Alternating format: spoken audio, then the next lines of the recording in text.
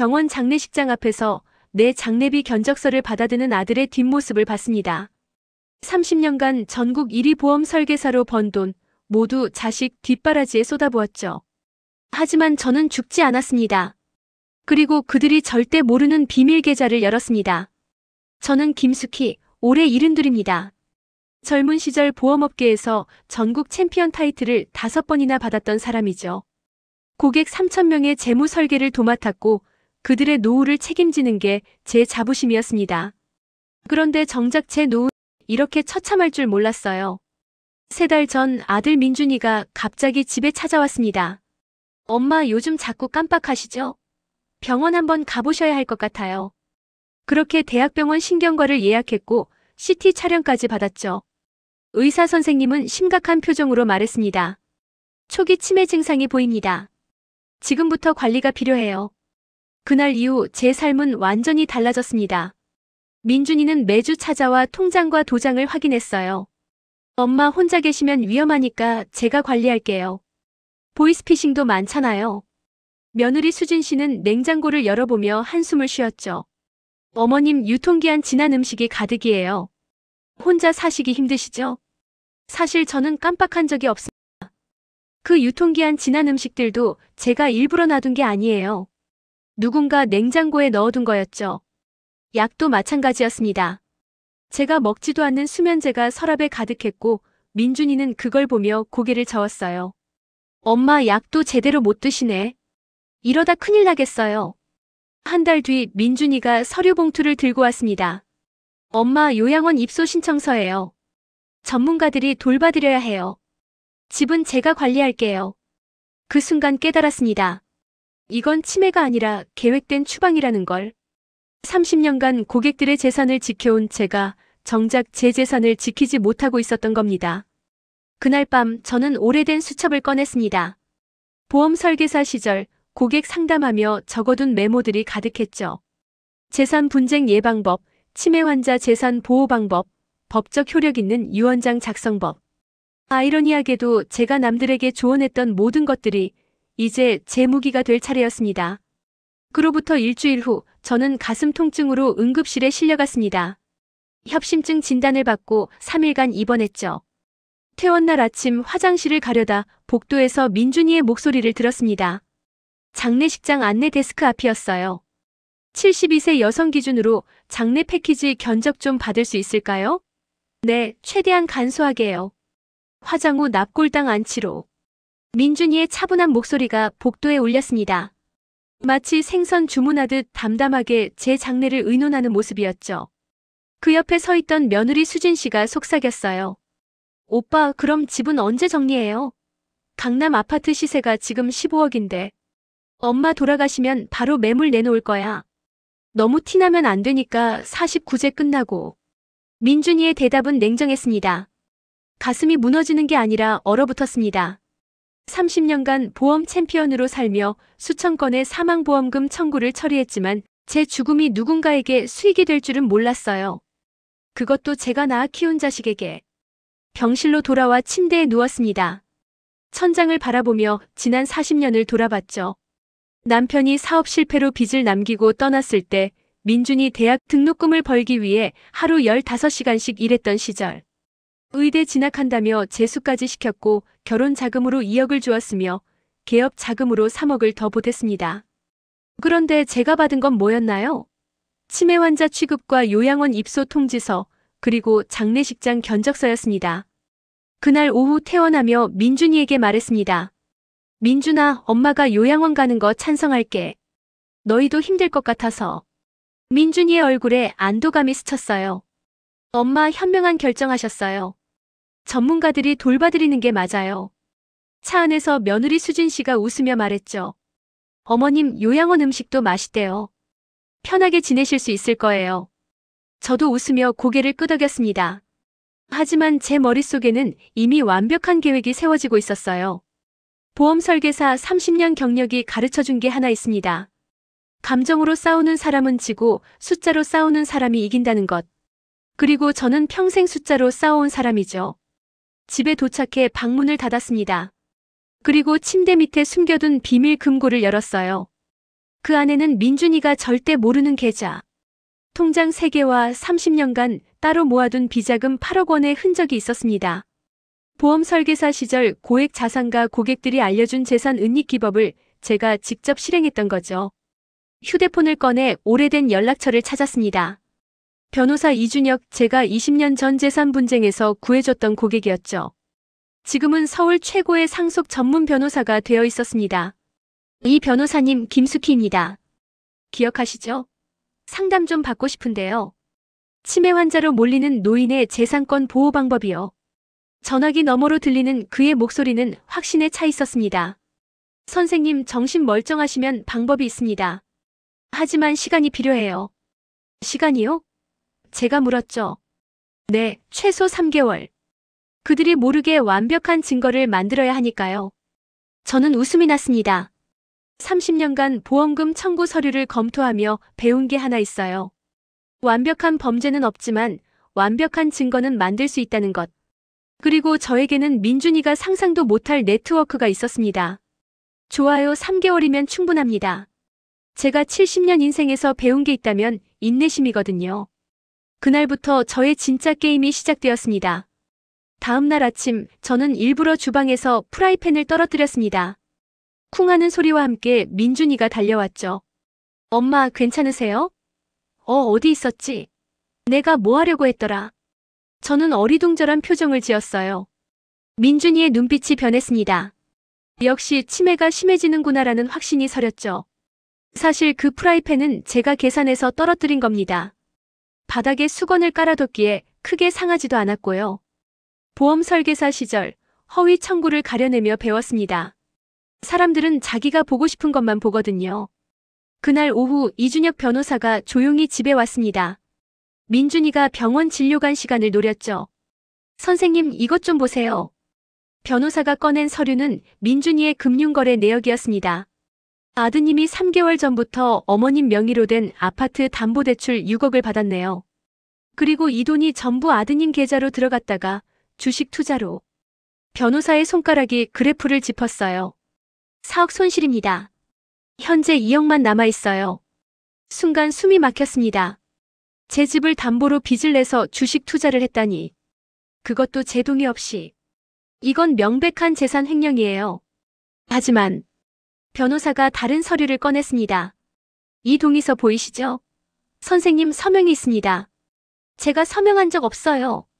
제가 소리쳤지만 변호사는 고개를 저었어요. 필적 감정을 해봐야 하지만 법적으로 싸우려면 최소 1년은 걸립니다. 그리고 아드님 측에서 선생님이 치매라는 진단서를 제출하면 더 이상 말하지 않아도 알 수 있었습니다. 치매 환자의 증언은 법정에서 힘을 잃는다는 것. 민준이는 제가 대출 동의서를 썼다고 우길 테고 저는 기억나지 않는다고 할 수밖에 없죠. 완벽한 함정이었습니다. 그럼 어떻게 해야 하죠? 제가 물었습니다. 변호사는 미소를 지었어요. 간단합니다. 선생님이 정신적으로 멀쩡하다는 걸 객관적으로 증명하면 돼요. 그리고 아드님이 선생님을 치매 환자로 몰아간 정황을 수집하는 겁니다. 구체적으로는요. 첫째, 선택적 정신감정 검사를 다시 받으세요. 다른 병원에서. 둘째, 일상생활을 영상으로 기록하세요. CCTV든 일기든 뭐든. 셋째, 변호사가 명함을 하나 더 꺼냈습니다. 이 사립탐정에게 연락하세요. 아드님의 동선을 추적해야 합니다. 저는 고개를 끄덕였어요. 30년간 보험 사기꾼들과 싸워온 경험이 이럴 때 쓰이는군요. 다음 날부터 저는 두 개의 얼굴로 살았습니다. 민준이 앞에서는 갈수록 건망증이 심해지는 노인. 그가 없을 때는 완벽하게 정신 멀쩡한 김숙희. 집안 곳곳에 소형 카메라를 설치했고 매일 일기를 썼으며 서울 대병원에서 정밀 검사를 받았습니다. 결과는 명확했습니다. 치매 소견 없음. 정상 인지 기능. 그 진단서를 금고에 넣으며 웃음이 났어요. 이제 무기가 하나 생긴 겁니다. 어느 날 저녁 민준이가 늦게 들어왔습니다. 술 냄새가 진동했고 며느리 수진 씨와 다퉈온 것 같았어요. 엄마, 물 좀 주세요. 거실 소파에 쓰러지듯 앉은 민준이에게 물을 건네며 저는 일부러 물었습니다. 수진 씨는? 친정에 갔어요. 요즘 맨날 싸워. 민준이가 한숨을 쉬었죠. 이때다 싶었습니다. 민준아, 사실 엄마가 요양원 가기 전에 너한테 줄 게 있어. 제가 봉투를 하나 꺼냈어요. 안에는 5천만 원짜리 정기예금 통장이 들어 있었습니다. 민준이의 눈이 반짝였습니다. 엄마, 이게 너 요즘 힘들어 보여서 엄마가 마지막으로 도와주고 싶어. 사실 그 통장은 이미 해지된 것이었고 제가 다시 만들어둔 가짜였죠. 하지만 민준이는 알 리 없었습니다. 고마워요, 엄마. 제가 잘 쓸게요. 민준이가 통장을 꼭 쥐었습니다. 그날 밤 몰래 설치한 CCTV로 확인했어요. 민준이는 수진 씨에게 전화를 걸어 말했죠. 여보, 엄마한테 5천 받았어. 이제 됐어. 한 달만 더 참아. 그리고 며칠 후 예상치 못한 변수가 생겼습니다. 수진 씨가 혼자 집에 찾아온 겁니다. 민준이가 없는 시간이었죠. 어머님, 제가 드릴 말씀이. 그녀의 눈에는 눈물이 가득했어요. 사실은 저는 차를 한 잔 따라주며 기다렸습니다. 수진 씨는 떨리는 목소리로 말했어요. 오빠가 제 적금도 다 빼서 주식에 넣었어요. 6천만 원. 제가 10년 모은 돈이었는데. 그리고 어머님 집 담보대출 받은 것도 저는 몰랐어요. 그래서 제가 차분하게 물었습니다. 이혼하고 싶어요. 하지만 재산이 하나도 없어요. 오빠 명의로 된 것도 없고. 어머님, 제발 도와주세요. 수진 씨가 무릎을 꿇었습니다. 이건 예상 밖이었습니다. 며느리가 공범이 아니라 피해자였다니. 제 계획에 없던 변수였지만 동시에 기회이기도 했죠. 수진 씨, 일어나세요. 저는 그녀를 일으켜 세웠습니다. 당신이 진짜로 원하는 게 뭔가요? 오빠한테서 벗어나고 싶어요. 그리고 제 돈을 돌려받고 싶어요. 저는 고개를 끄덕였습니다. 좋아요. 제가 도와드리죠. 대신 당신도 저를 도와줘야 해요. 무엇이든 하겠습니다. 민준이의 통화 내역, 문자 메시지, 그가 집에서 하는 모든 대화를 녹음하세요. 그리고 아무것도 모르는 척 계속 살림을 하세요. 제가 수진 씨의 손을 잡았습니다. 우리 둘 다 이 남자한테 당한 피해자예요. 이제 함께 싸웁시다. 수진 씨의 눈에서 눈물이 흘렀지만 그 눈빛은 결연했습니다. 알겠습니다, 어머님. 그날부터 저는 예상치 못한 동맹을 얻었습니다. 며느리 수진 씨. 그녀가 보내온 녹음 파일을 듣던 날 밤 저는 전율했어요. 형, 엄마 요양원 보낸 다음에 집 정리하면 10억은 건지지. 반반 나눠 갖자.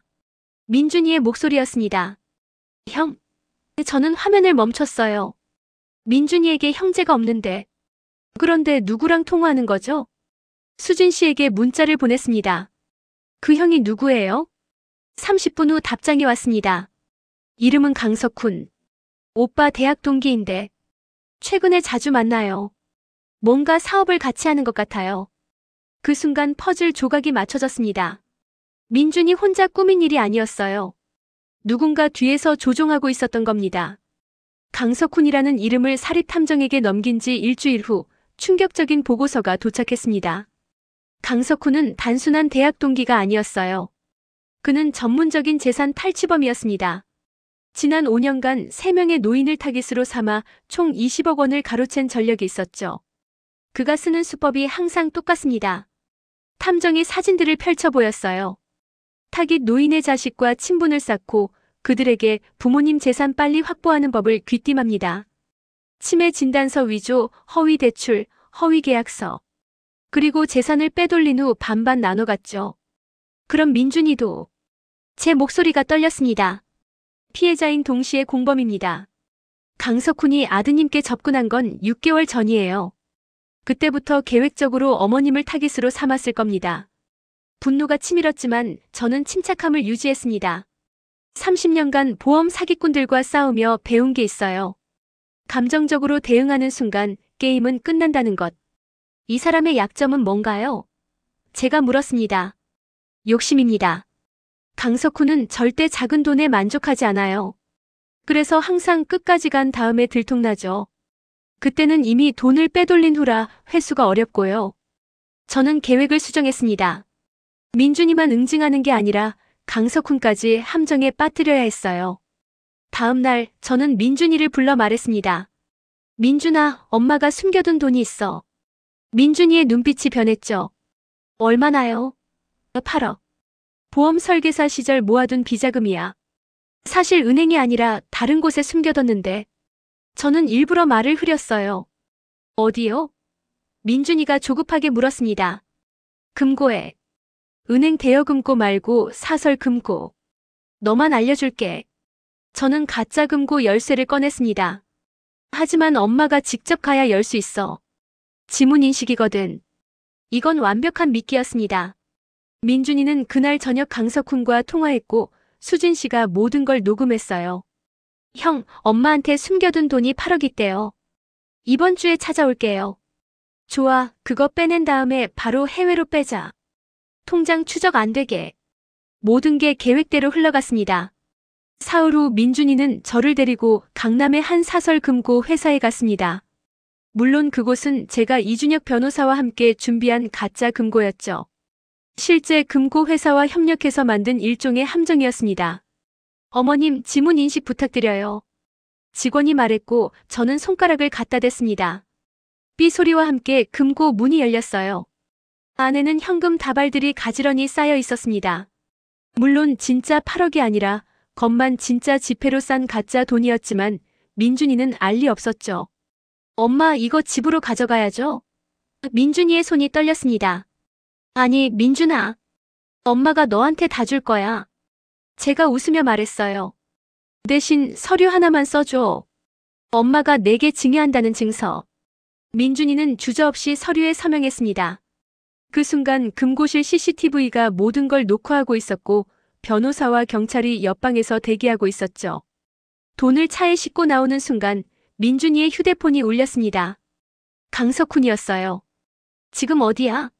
돈 찾았어? 네, 형. 지금 가고 있어요. 민준이가 대답했죠. 좋아, 약속한 장소에서 만나자. 엄마는 집에 데려다 주고. 민준이는 저를 집에 내려주고 급하게 어딘가로 떠났습니다. 제가 방에 들어가자마자 이준혁 변호사에게 전화했어요. 지금입니다. 알겠습니다. 경찰이 이미 대기 중입니다. 1시간 후 제 휴대폰으로 사진이 전송되었습니다. 민준이와 강석훈이 돈 가방을 열어보는 장면이었어요. 그들의 얼굴이 일그러지는 게 보였죠. 가짜 돈이라는 걸 알아챈 겁니다. 그런데 그 순간 예상치 못한 일이 벌어졌습니다. 강석훈이 민준이의 멱살을 잡았어요. 야, 이게 뭐야?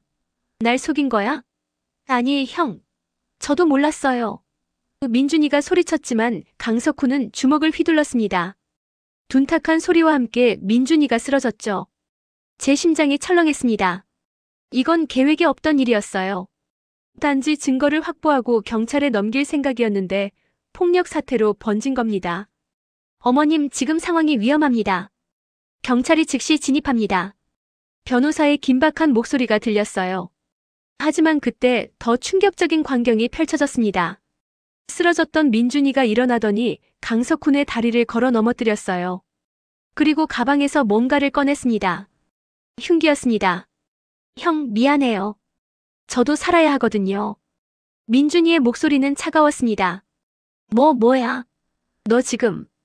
강석훈이 뒤로 물러섰어요. 형이 가르쳐준 대로 했어요. 제일 믿는 사람이 제일 위험하다고 했잖아요. 민준이가 웃었습니다. 그래서 저도 플랜 B를 준비했죠. 형을 제거하면 8억을 혼자 차지할 수 있으니까. 그 순간 깨달았습니다. 민준이는 단순한 피해자가 아니었어요. 그는 강석훈을 이용하다가 결국 강석훈마저 제거하려던 겁니다. 제 아들이 이렇게까지 변했다니. 경찰 사이렌 소리가 들렸고 민준이는 당황하며 차에 올라탔어요. 하지만 시동이 걸리지 않았습니다. 제가 미리 배터리 선을 빼두라고 정비사에게 부탁했거든요. 안 돼. 민준이가 절규했고 경찰들이 포위했습니다. 손 들고 나와. 확성기 소리가 울렸죠. 저는 그 광경을 CCTV로 지켜보며 눈물을 흘렸습니다. 이기긴 했지만 제가 원했던 승리는 아니었어요. 제 아들이 살인 미수범이 될 줄은 몰랐으니까요. 하지만 게임은 아직 끝나지 않았습니다. 경찰이 민준이를 체포하는 순간 제 휴대폰이 울렸어요. 수진 씨였습니다. 어머님, 집에 누가 왔어요? 여자분인데. 그녀의 목소리가 떨렸습니다. 누구래요? 제가 물었습니다. 본인이 어머님 딸이라고 하는데요. 이름이 김지혜래요. 딸? 저에게 딸은 없습니다. 민준이가 외아들이에요. 그런데 누가 제 딸이라고? 수진 씨, 경찰 불러요. 지금 당장. 저는 소리치며 집으로 달려갔습니다. 집에 도착했을 때 거실에는 30대 중반으로 보이는 여성이 앉아 있었습니다. 단정한 옷차림에 짙은 화장, 그리고 제 눈을 똑바로 쳐다보는 날카로운 눈빛. 누구세요? 제가 물었습니다. 어머니. 그녀가 일어서며 말했어요. 저 기억 안 나세요? 김지혜예요. 42년 전 어머니가 입양 보낸 딸. 순간 숨이 멎었습니다. 42년 전 21살 미혼모였던 저는 아기를 낳고 입양을 보냈습니다. 남편 만나기 전 아무도 모르는 제 비밀이었죠. 민준이도 남편도 몰랐던 일이었습니다. 어떻게? 제 목소리가 떨렸어요. DNA 검사 결과예요. 그녀가 서류를 내밀었습니다.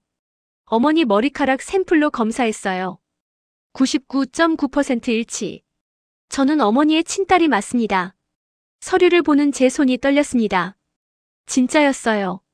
제가 42년 전 울며 입양 보냈던 그 아기가 이렇게 어른이 되어 돌아온 겁니다. 뭘 원하는 거죠? 제가 물었습니다. 42년 만에 나타난 딸이 선의로 왔을 리 없었어요. 유산이요. 그녀가 차갑게 웃었습니다. 어머니가 민준 오빠한테만 모든 걸 주려고 하시잖아요. 저도 어머니 자식인데 제 몫을 달라고요. 법적으로 입양된 자식은. 제가 말하려던 순간 그녀가 끊었어요. 법적 효력이 없다고요? 알아요. 하지만 언론은 다르죠. 전국 챔피언 보험 설계사, 친딸 버리고 아들만 챙겨라는 기사가 나가면 어떻게 될까요? 지혜가 휴대폰을 꺼냈습니다. 이미 기자 친구들한테 연락했어요. 어머니가 제 요구를 거절하면 내일 아침 일면에 실릴 겁니다. 협박이었습니다. 하지만 저는 웃음이 났어요. 그래서 얼마 원하는데요? 5억. 어머니 재산의 절반이면 됩니다. 저는 고개를 끄덕였습니다. 좋아요. 주죠. 지혜의 얼굴에 당황스러운 표정이 지나갔어요. 너무 쉽게 승낙했거든요. 진짜요? 네, 대신 조건이 있어요. 저는 서류 봉투를 꺼냈습니다. 이것부터 보세요. 봉투 안에는 사진들이 가득했어요. 지혜가 강석훈과 함께 찍은 사진들. 카페에서, 식당에서, 호텔 로비에서. 이게 뭐예요? 지혜의 얼굴이 창백해졌습니다. 강석훈. 민준이를 꼬드긴 그 사람. 당신 애인이죠? 제가 물었습니다. 지혜는 대답하지 않았어요. 사립탐정이 다 조사했어요. 당신은 진짜 제 딸이 맞아요.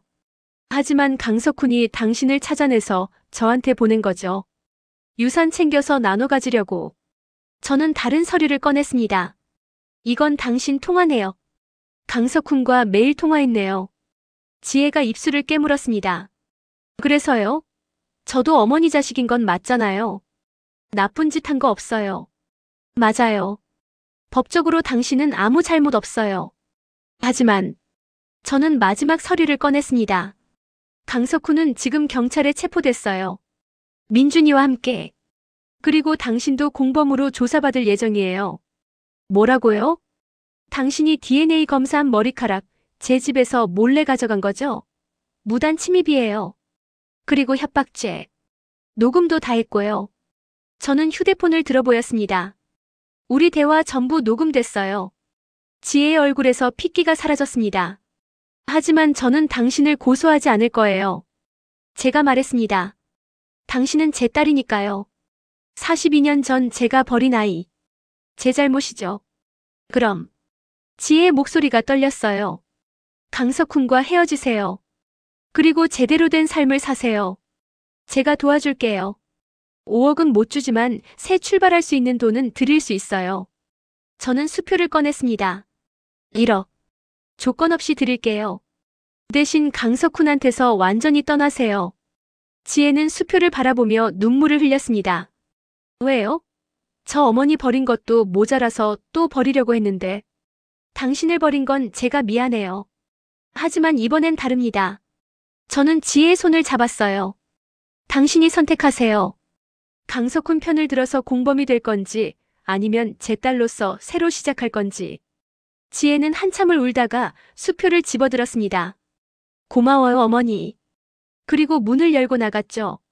그날 밤 저는 혼자 거실에 앉아 있었습니다. 민준이는 구속됐고 지혜는 떠났으며 강석훈은 재판을 기다리고 있었어요. 제가 이긴 걸까요? 진 걸까요? 재판은 석 달 후 열렸습니다. 민준이는 사기 및 살인 미수로 징역 5년을 선고받았어요. 강석훈은 상습 사기죄로 징역 10년이었죠. 법정에서 민준이와 눈이 마주쳤을 때 그는 고개를 숙였습니다. 엄마, 미안해요. 민준이가 울먹였지만 저는 아무 말도 하지 않았어요. 용서는 아직 할 수 없었습니다. 재판이 끝나고 법원 복도에서 수진 씨를 만났습니다. 그녀는 이혼 소송을 진행 중이었어요. 어머님, 제가 증언해줘서 형량이 줄어들었다고 하더라고요. 수진 씨가 씁쓸하게 웃었죠. 당신 잘못 아니에요. 오히려 고마워요. 제가 봉투를 하나 건넸습니다. 당신 적금 6천만 원, 제가 민준이 재산에서 압류했어요. 돌려받으세요. 수진 씨는 눈물을 흘리며 제 손을 잡았어요. 어머님, 저 정말 몰랐어요. 오빠가 이렇게까지 할 줄은. 알아요. 당신도 피해자였죠. 저는 그녀를 안아줬습니다. 새 출발하세요.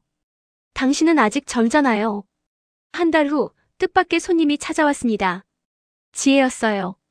그녀는 단발머리로 자르고 수수한 옷을 입고 있었습니다. 어머니, 강석훈이랑 완전히 끝났어요. 경찰 조사도 협조했고요.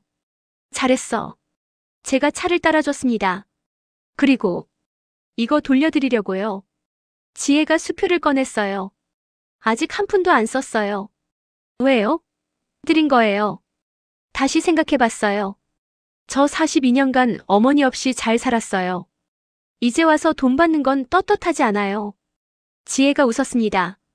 대신 가끔 찾아뵈도 될까요? 딸로서가 아니라 그냥 지인으로. 저는 눈물이 났습니다. 그럼 됐지. 그날부터 지혜는 한 달에 한 번씩 찾아왔어요. 제 이야기를 들어줬고 당신 이야기도 해줬죠.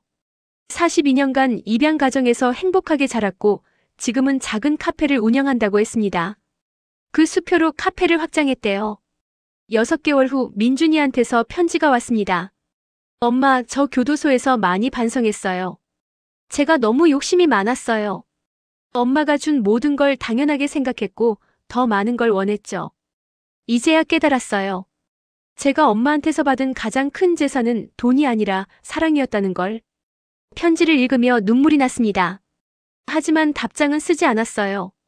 아직은 용서할 수 없었으니까요.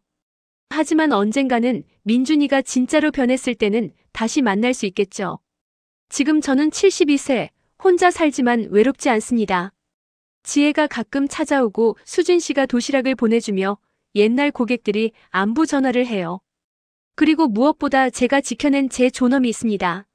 어제 이준혁 변호사가 전화했습니다. 선생님 사건이 뉴스에 나가면서 비슷한 피해자들이 연락을 많이 해요. 상담 좀 해주실 수 있으세요? 저는 웃으며 대답했죠. 물론이죠. 제가 30년간 해온 일인데. 지금 저는 시니어 재산보호자문단을 만들어서 저처럼 자식에게 당하는 노인들을 돕고 있습니다. 72세에 찾은 제 새로운 사명이에요. 복수가 끝나고 남은 건 뭘까요? 분노도 아니고 승리의 쾌감도 아니었습니다. 그저 제가 다시 제 삶의 주인이 되었다는 확신. 그리고 아직 늦지 않았다는 희망이었어요. 어제 저녁 지혜가 카페에서 만든 케이크를 들고 왔습니다. 어머니, 제 카페 1주년이에요. 같이 축하해요. 우리는 조용히 케이크를 나눠 먹었습니다. 42년 만에 찾은 딸과 72세에 되찾은 제 존엄을 축하하며. 민준이는 아직 교도소에 있지만 언젠가 출소하면 다시 만날 거예요. 그때는 어머니와 아들이 아니라 2명의 어른으로서 대화할 수 있을 거라 믿습니다. 지금 이 순간 저는 행복합니다. 72세 혼자지만 외롭지 않고 가난하지 않으며 무엇보다 자유롭습니다. 제가 제 인생의 주인공이니까요. 그리고 이건 끝이 아니라 시작입니다. 72세의 새로운 인생이 지금부터 시작됩니다.